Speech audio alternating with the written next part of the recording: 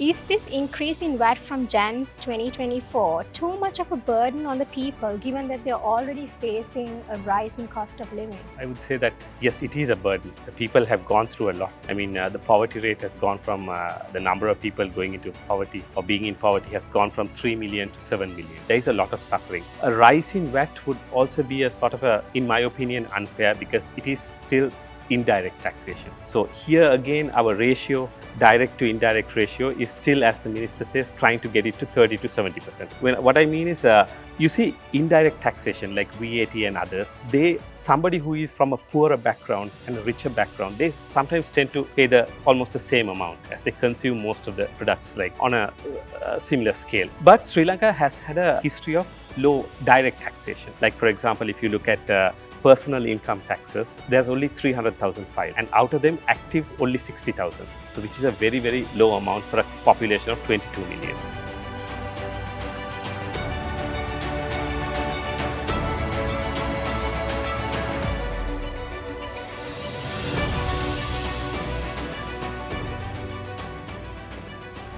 Welcome everyone, you're watching Conversations with Alanki. Thank you everyone for having been with me throughout the year. This is most probably my last conversation for the year. I've had a series of conversations with different personalities on a wide variety of topics. And I would like to thank each and every one of you for having been with me, for the feedback, and for having subscribed to my channel and for sharing my videos. So today, joining me in this conversation is Talal Rafi. He's an economist and a regular columnist for the International Monetary Fund. He's also an expert member of the World Economic Forum and was a member of the Deloitte Global Economics Network. He's a visiting lecturer at the Center for Banking Studies at the Central Bank of Sri Lanka too. Welcome. Thank you very much for having me, Alan. It's my pleasure to have you. And as I was saying before we started this recording, the focus of this conversation would be on the economy of Sri Lanka, which I think has impacted every citizen in this country to a great extent. So let's focus on the most pressing issues first. And I believe the most worrying concern at the moment for many Sri Lankans is the increase in VAT from January next year. So my question is this increase in VAT from Jan 2024 too much of a burden on the people given that they're already facing a rising cost of living? Yes, to answer that question, I would say that yes, it is a burden. The people have gone through a lot. I mean, the poverty rate has gone from the number of people going into poverty or being in poverty has gone from 3 million to 7 million. So there is a lot of suffering. And a rise in VAT would also be a sort of a, in my opinion, unfair because it is still indirect taxation. So here again, our ratio, direct to indirect ratio, is still, as the minister says, trying to get it to 30 to 70%.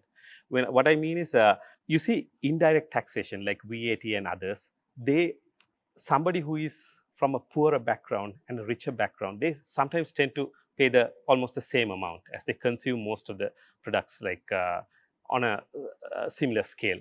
But Sri Lanka has had a history of low uh, direct taxation. Like, for example, if you look at personal income taxes, there's only 300,000 files, and out of them active only 60,000. So which is a very, very low amount for a population of 22 million. So there in itself, for the government to sort of focus in this direction, I would say it's a bit of a burden, but that in being looking at it from the government's perspective, I think this is sort of like how they can get it at the moment in a shorter notice, because the other option is, of course, increasing the tax base, which might take some time. So right now, to answer the question quite frankly, I think it is a bit of an unfair thing because indirect taxation always affects the poor disproportionately. So, I mean, tax will be increased to increase state revenue. But is this the only way to increase revenue? I mean, are there no other alternatives which would actually not burden people so much? So as I mentioned, the other option would be, of course, increasing the tax base. We see, for example, as one prominent person mentioned in a talk show, there are nearly 1 million vehicles, but then you only see 60,000 active tax files who have actually paid some sort of personal income tax. So there itself, there is a bit of a disparity. So there are a large proportion of the population which are not in the tax bracket. So this overburdens people who are already paying that. So if this sort of the direct taxation can be increased, then it won't be that much necessary to move into the indirect taxation. But there are also other areas which we can sort of focus on, like for example, the losses made by state-owned enterprises, Indeed. because yeah, like in 2021, the losses made by, for example, Sri Lankan Airlines, Ceylon Petroleum Corporation were huge. So there itself, you can find sort of fiscal space to you know, not necessarily make this increase necessary. So these are some of the options that the government can look at, but those of course take a bit of time. Have any steps been taken to actually look into these state-owned enterprises? I mean, if so, what are these steps? So I think a number of state-owned enterprises have been sort of put out on notice for privatization or certain selling of certain percentage of their shares, like Sri Lankan Airlines, Hilton Hotel, and others, and also the two state banks itself, 20% of them. So that I believe is going in a right direction. But as a whole, we need to move a bit faster. So just moving on just a few SOEs at the moment would be a bit too slow, in my opinion. We need to really move a bit faster, because another point, just to go back into a bit of history so that we understand the crisis, is that if you look at Sri Lanka, we were one of the earliest to open our economy in 1977. Sri Lanka and Chile. But Sri Lanka, if you look at India or Thailand, after they did their hard reforms, they never went back to the IMF. But Sri Lanka has been a very frequent visitor. And one point is because we did not open our economy enough. Because when you see two things, one is, I can speak about this later, is that Sri Lanka is considered one of the most protected economies in the world.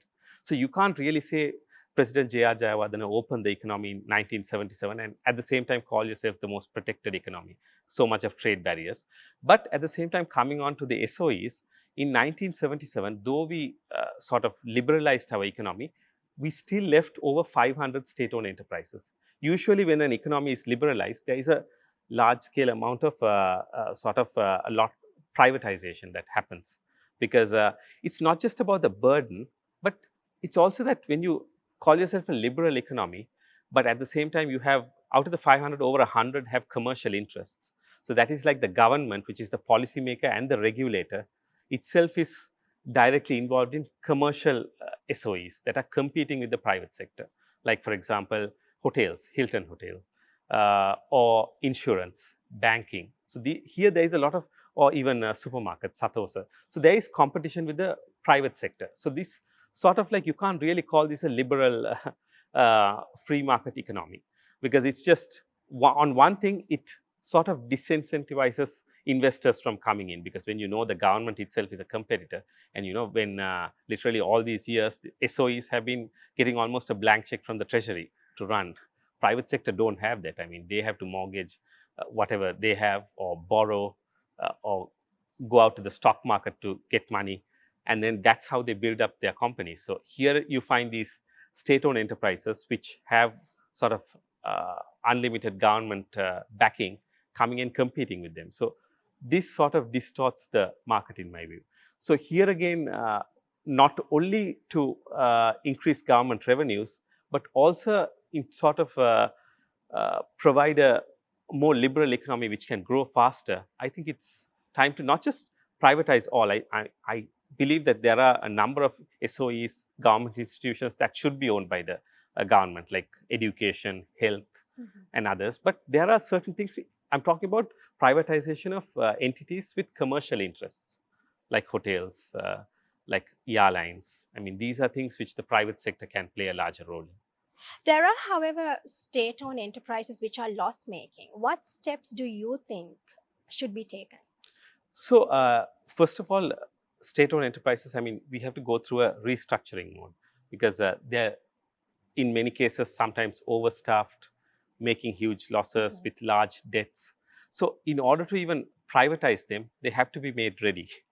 So these are the steps that need to be done. So just on the topic of SOEs, also another thing we need to mention is Sri Lanka has a very large public sector, 1.4 million people working for the public sector. So this is a very large percentage of the population. If you look at it, 1 in 6 of the people who are working or looking for work are in the public sector. So it's not only that, it's just a crowding out effect. And the effects are not just this, but to sustain such a large public sector, we have been literally doing it through two ways.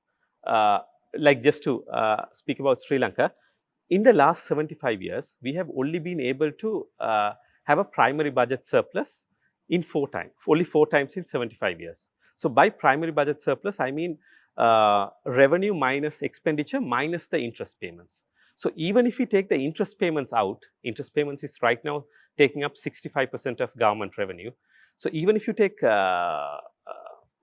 interest payments out, we still have not been able to balance our budget for 71 out of 75 years. So that's how disastrous the fiscal management of the country has been. So one reason is because of sustaining a very large public sector. So here again, the government has been doing it through two ways. One is, of course, monetary financing, that is the central bank printing money. The other thing is, of course, borrowing, and mainly it has been coming from the two public sector banks.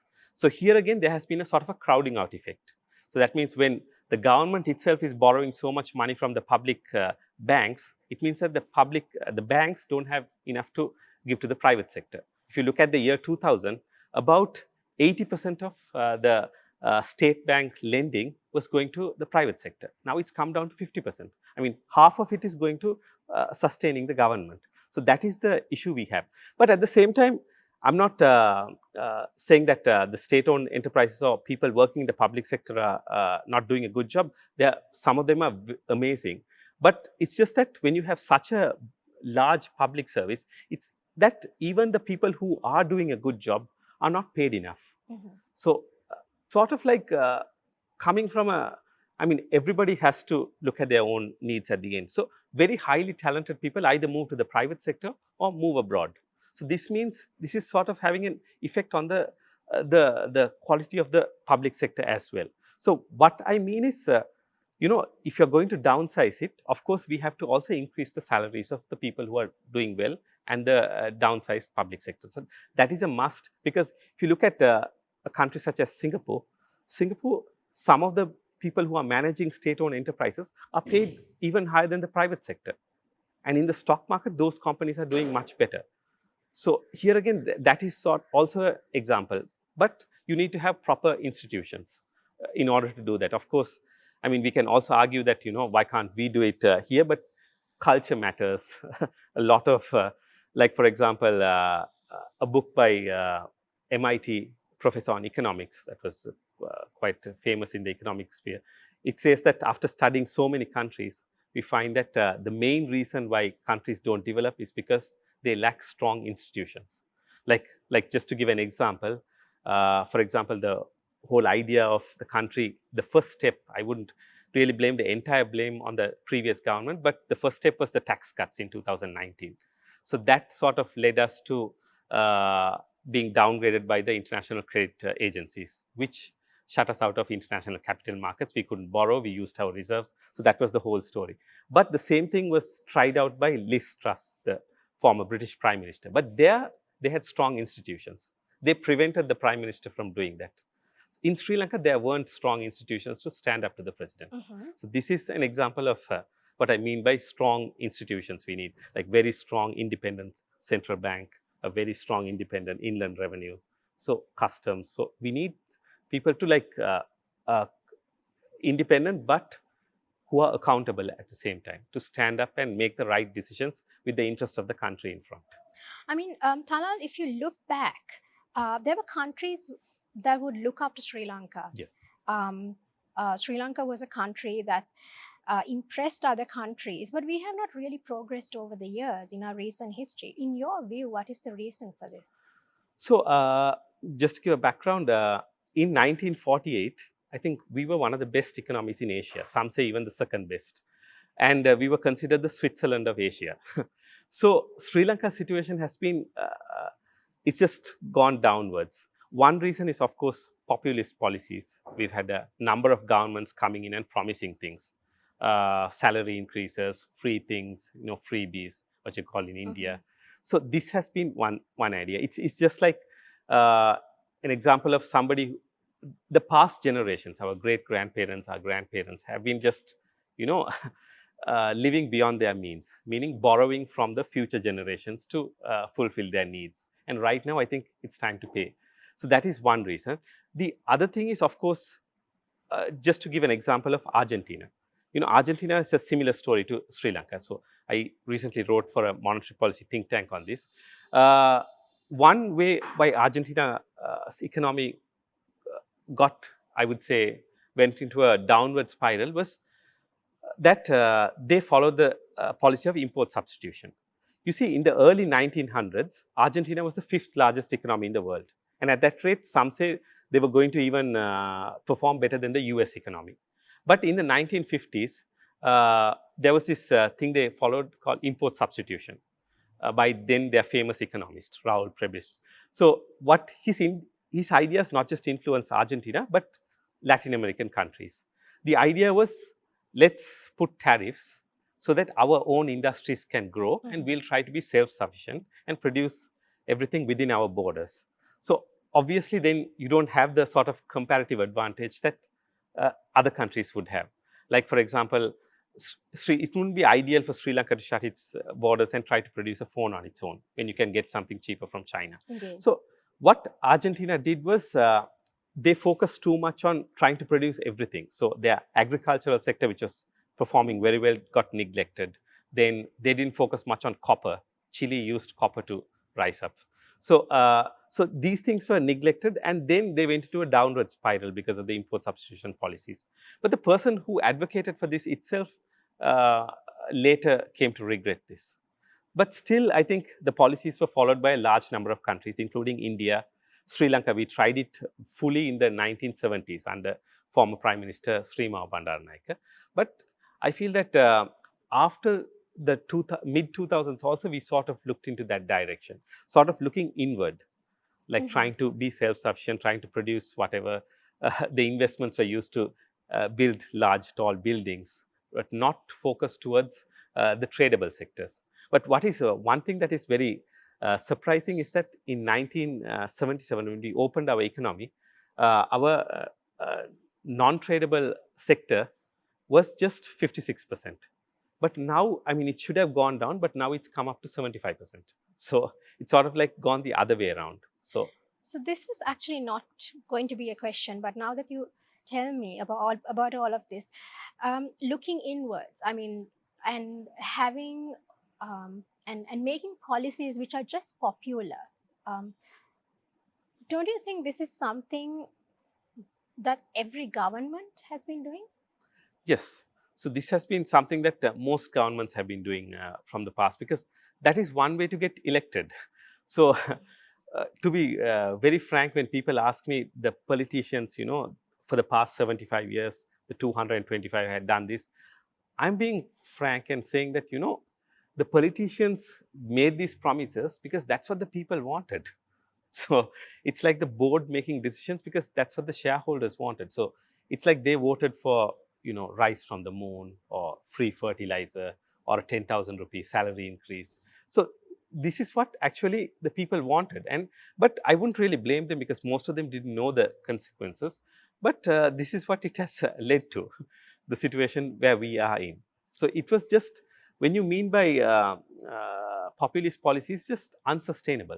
So uh, what the idea is because by giving these, we are going to eliminate poverty by through a socialist system. But some of the best examples of elimination of poverty is by economic growth. Look at like countries such as South Korea. They grew at like over 7% a year, and they eliminated poverty entirely by economic growth. So if we are going to rapidly, we can focus on growth. Of course, there is going to be inequality. Obviously, if we grow in such a way and become probably an advanced economy or something like South Korea, of course, the richest person's earning when compared to some of the poorest is going to be like much wider. But I ask people, why do we look at it in that way? Why don't we look at it as the base? what does the poor person's thing goes? What if it goes from $2 a day to 200? Sorry, like $20 a day? That should be the criteria on what you do. I mean, it's if the the millionaire becomes a billionaire, that doesn't necessarily amount to a change here. So I think something like how even somebody who was advising I think the Indian government, he was mentioning that that should be a sort of a criteria. How are the poorest segments performing? Let's forget about the rest. Like, of course, if you're going to grow in a rapid way, there is going to be sort of inequality. But why compare the two segments? Of course, we want everyone to be equal, but I think the priority should be for the lowest 20% to somehow increase their earnings. So the neoliberal way would be sort of the trickle down effect. All right. And in your perspective, where do we stand now in terms of economic recovery? Economic recovery, I think we are at a sort of a crossroad because obviously economy is getting stabilized. So, or I would even call attain some sort of stability because inflation last year was at around 70%. So most countries, people don't realize is that most countries, I mean, we could have gone the other way, like Lebanon or Zimbabwe, could have been much worse. But thanks to the central bank governor and others who did the right things, we have brought it down to 2%. That's even less than what the IMF target was at 5%. So there is sort of stability is achieved, but we cannot stay here for long. It's like being on an escalator. Like you stay in one spot and you're coming down. Because even if you look at Argentina has defaulted 3 times in the 21st century itself. And their debt to GDP ratio is only 80%. Ours is 128%. People don't realize that we are in a much more difficult situation. Even after the IMF program targets 2032, our debt to GDP ratio is only expected to come down to 95%, which has been sort of like, in my opinion, a sort of a lenient package from the IMF. Because Ghana, Zambia, their debt to GDP ratios are much lesser. But the IMF has been much harsher on them. So here again, I think there's a limited window to do the hard reforms if we are to attain growth. So the brakes have to be taken off. One is SOEs, the other one is trade liberalization. If I can talk on that. Yeah, sure. So it is, what I gather from what you say is it's also important to have long-term reforms. Yes. And not just focus on easy solutions for the moment. But something that I'd like to know your views on this. There are laws and a legal framework in place in Sri Lanka, but there's still corruption. And corruption has been a problem throughout in Sri Lanka's recent history. What needs to change? So, I mean, where are we going wrong? How is it possible that so much corruption takes place? Yes. So, speaking about corruption, before I go on the need to eliminate it, I just want to mention that there are certain views that, if we eliminate corruption, it's going to solve all the problems in the country or most of the problems. But let me just say that according to Transparency International, if you look at countries such as Bangladesh and Indonesia, they are more corrupt than Sri Lanka. But they were posting like 6 to 7% economic growth, and their economies, though not perfect, are doing much better than Sri Lanka. But at the same time, I'm not. This is not to say that corruption should be allowed; it should be eliminated. And the IMF itself has done a diagnostic report on this, which is the first for an Asian country. So that's the importance. But speaking of corruption, a lot of people look at it as sort of bribery and others, or the amount of money that's taken. But the bigger level corruption is policy level. So where policies itself are changed in order to help a certain segment of the population. So that sort of corruption has been something that is hidden. It's very difficult to find out or even to accuse someone of. But that is a level of corruption that has really destroyed not just countries such as Sri Lanka, but many others. And what can be done to bring in more foreign revenue? Foreign revenue, you mean foreign direct investment? Yes. So here again, just to speak about the situation of the country, I'll just speak about trade. Like, for example, to get foreign direct investment, let's face it, the country is pretty small, 22 million people, a GDP of just over 70 billion US dollars. So here again, most people who want to invest here, they're not looking at the Sri Lankan market. They want to sort of look at the rest of the region, where they can find Sri Lanka, uh, where Sri Lanka can sort of contribute in value addition to their global supply chains. So here again, just a few stats. About 70% of global trade is supplying global value chains, like supplying value chains of Apple uh, or Toyota. Sure. A good example is Mr. Rohan Pellavath. He makes sensors for automobile companies like Toyota and Nissan. So that is a sort of a niche in the value chain. So that is how most trade is happening, like Vietnam, China. They worked on this, and that is how they became successful. So here again, when 70% of the global trade is like supplying value chains of large multinational companies, we should get away from this notion that you can produce A to Z within the country and sort of export. Those days are gone, because as Professor Premachandra Athukorala, a very famous Sri Lankan economist, says, uh, for China to produce an iPhone, they need to import components from 43 different countries. So how can we be self-sufficient and produce Right. goods on our own? So of course we may be able to, but it will come at a higher cost, the opportunity cost. And talking about multinational companies, the need to attract them, you see, about 64% of global exports are done by multinational companies. 82% of knowledge intensive exports are done by multinational companies. 82%.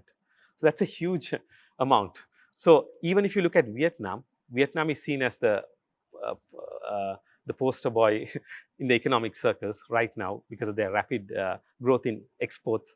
You see, 70% of Vietnam's exports are coming from firms within Vietnam that have some sort of foreign direct investment. So Right. that is extremely important if we are going to move. And the other thing is also we need to sort of concentrate or look at where our comparative advantage is.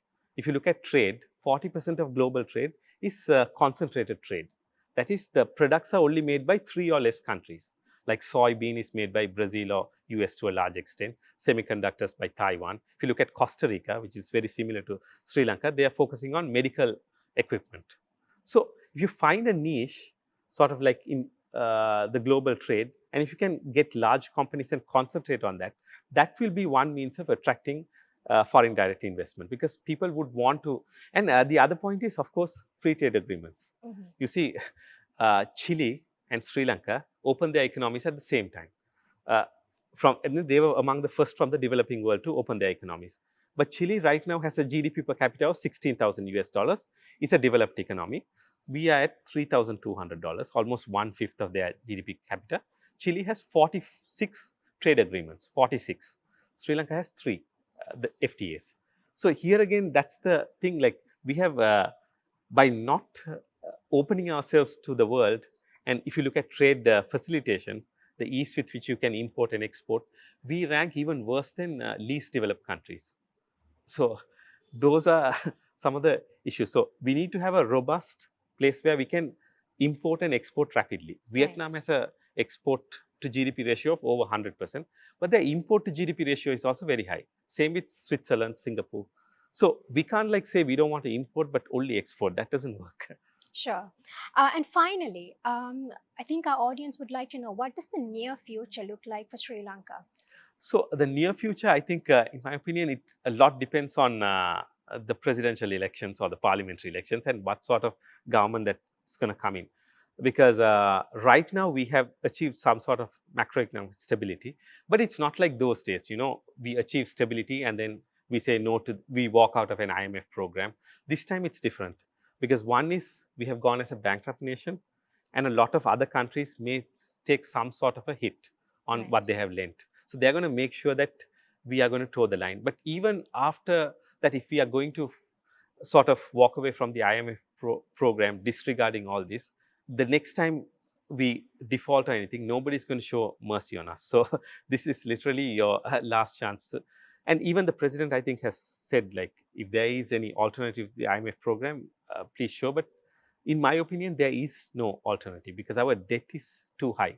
So And you kind of need that security. Yes, we need the security because you see, even the financial assurances given by these bilateral countries such as China or India, they're sent to the IMF. They're not sent to us. So the IMF is like sort of people, there's a very popular thing saying that, the IMF is just giving $3 billion. If you get one major investment, it will sort everything. No, the IMF is like an auditor, like KPMG or Deloitte or PwC. The investors or the creditors are not going to negotiate their debt restructuring because of the trust they have in the IMF, not in the trust they have on the Sri Lankan government, which I don't think they have because we are rated as a default So you're nation. saying it brings in a lot of security and credibility. Security and credibility. So the IMF is sort of like a catalyst for investment. So under that program, the investors, they are rest assured that the IMF is keeping a watch on on Sri Lanka to keep everything in line, especially the fiscal side. So that is one area. But talking about, as I mentioned, in the near future, a lot depends on the elections. So my advice is for people watching, of course, everyone has their right to vote for the candidate or party they like, but always the problem with Sri Lanka or South Asian countries is they look at sort of the personality. Somebody is very charismatic and they vote. And it's like, we need somebody to save them, like somebody who can really talk. But what I say is, look at the policies. Like, what are they saying? Is it practical? Has it been achieved in other countries? Like, for example, following a thing where, you know, uh, tightening trade, import substitution, freebies for the poor. I mean, these have been good for the country in the first few years, but look at where it has brought us. So it's always a decision that has to be made on based on policy, what they're going to implement, the team they have. It's just like hiring somebody, like, just because somebody talks very charismatic in a charismatic way in an interview doesn't mean you hire them, but you have to look at their credentials or what they say they will do for the company. So I think that's a very, very important decision. We have failed in the past 75 years to make such decisions. Like a good example is, I'll stop at this, is the Indian Prime Minister Manmohan Singh. I know people wouldn't generally call him a very charismatic leader, but if you look at his track record, one of the best. As finance minister, he transformed India by liberalizing the economy. He was the mastermind behind it, together with others like Dr. Montek Singh, Ahluwalia, and others. And during his tenure as prime minister, India recorded some of the highest levels of economic growth and foreign direct investment to GDP. All right. Thank you very much for this conversation. I do believe our audience learned much by watching this. Thanks once again. Thank you very much, Alan. Thanks a lot for having me. Thank you, everyone, for watching. Thank you for being with me throughout the year. I'll be back next year with a new series of conversations that will hopefully be useful to all of you. Do like, watch, comment, and subscribe, and share the videos if you like it. Wishing all of you a happy and blessed new year. Stay safe and take care.